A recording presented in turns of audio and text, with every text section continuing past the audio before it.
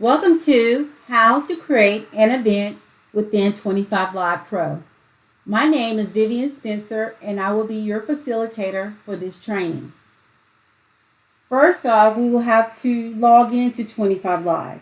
By doing so, we'll go to the main WSSU web page and click on Faculty and Staff. Once you click on Faculty and Staff, you will click on Get More Information.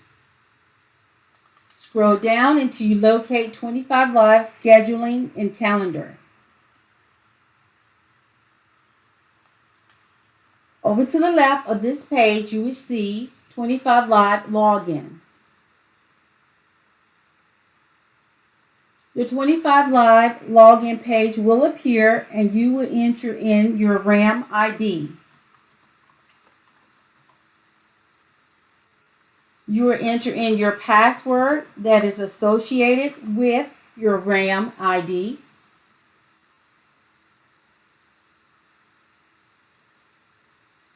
The 25 Live Pro page loads and you should see your dashboard. Click on Event Form. Once you click on Event Form, it will bring you to the Event Form page. This is where you enter in your information to schedule your event. If you see any words that's beside the titles that says required, those fields are required. In the event name, please enter in your event name.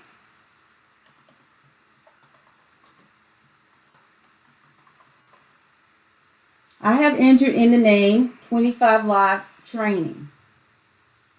If I would like to be more specific on the event title for the published calendars, I will enter in something totally different. I will enter 25 Live Events and Calendar Training. If it's easy, just make sure you have the event name and the event name for the calendar to match. But for the calendar, just try to be more specific. Within the event type, you will select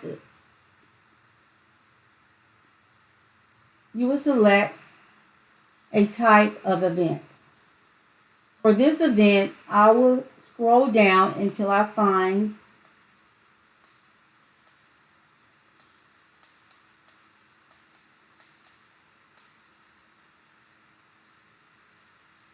Seminar, Training, and Workshop. This is a training, so that's the event type that I will use. For the primary organization for this event is normally your department.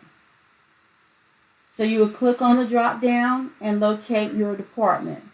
As you see, I have starred my department, so it always appears at the top. Anything that's starred, you can bring it to the top. What that means is if I search for something like finance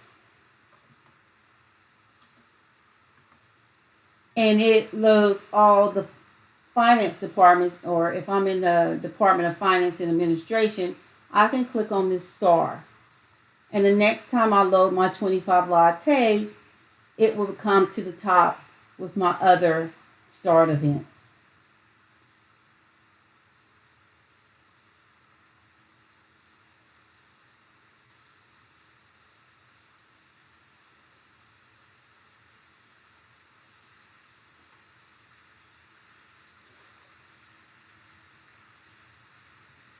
After you have entered in your event type, next you will select your primary organization for this event.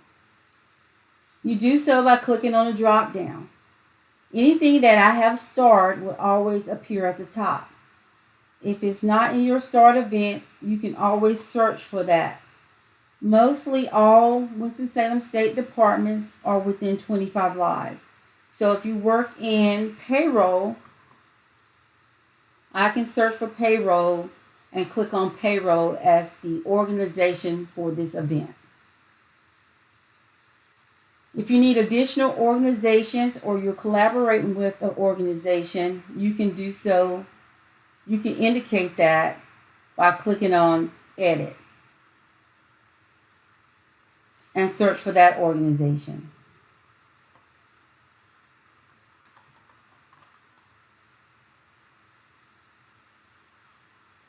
I can do student health.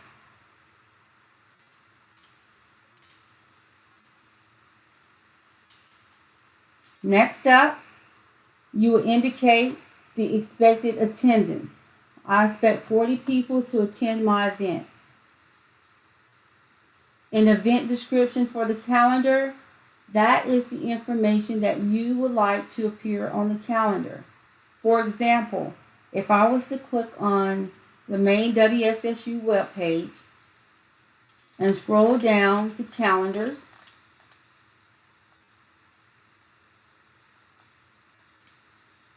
and hover over any event that's on the general calendar, you should see a brief description of what that event is. That's the same field that houses that information is called event description for calendar.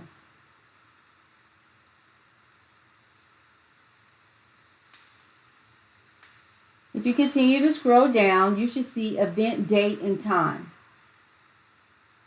Click on the event date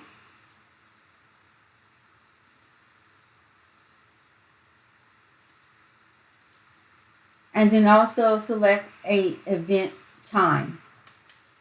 As you can see, it says 1 hour duration. If you need additional time for setup and breakdown, you can indicate that by selecting additional time. This is the setup time. I added an hour.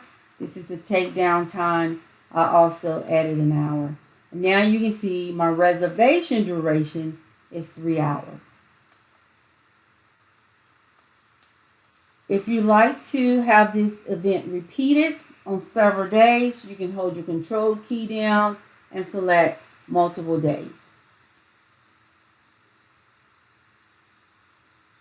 That brings us to locations.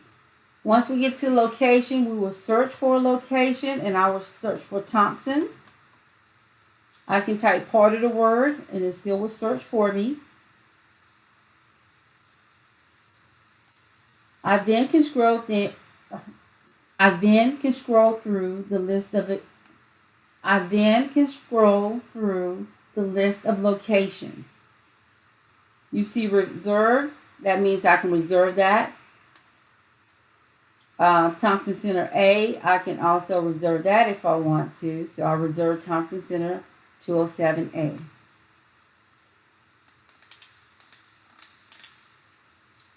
The location appears here at the bottom. In addition, if I need resources like a microphone, I can type in MIC for mic and hit search. Remember, you see Anderson Center microphones, you see Gaines, you see DJR. Please always try to reserve a microphone that's in the Thompson Center to match the location. So I will reserve a microphone within Thompson.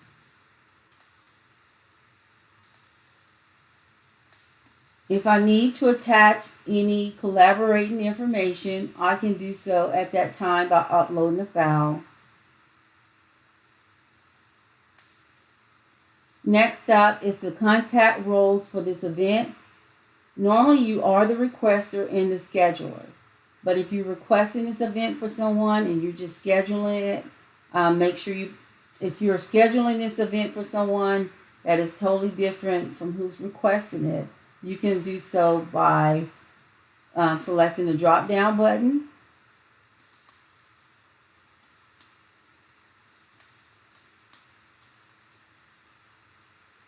After you have selected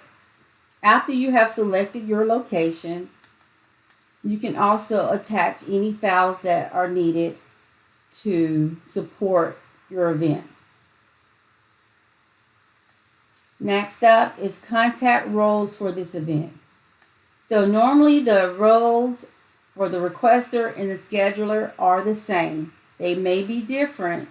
If they are different, you just click on the drop down box. And if you're scheduling this for your manager, my manager is Tarina Whitfield, I will just type part of her name in and I will click on Tarina. I'm requesting this for her, but I'm the scheduler. Just in case the location approver need to contact the requester and then also ask question of the scheduler.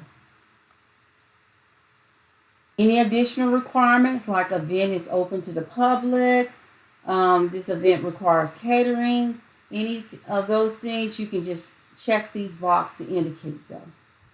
And add additional comments if necessary. Here's where you indicate which calendar you would like your event to be published to.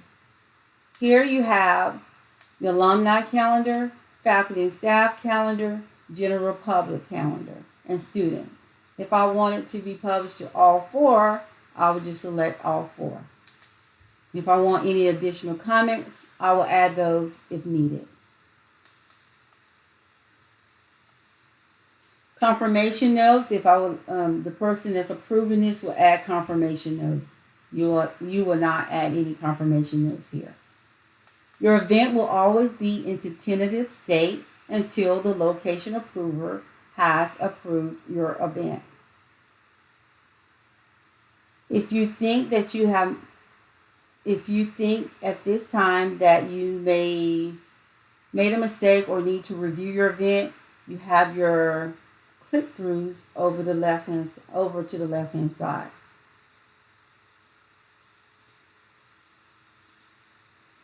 You can make changes at any time as long as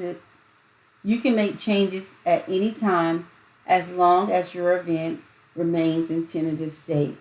Once your event is confirmed, you can no longer make any adjustments. At this time, go ahead and save your event.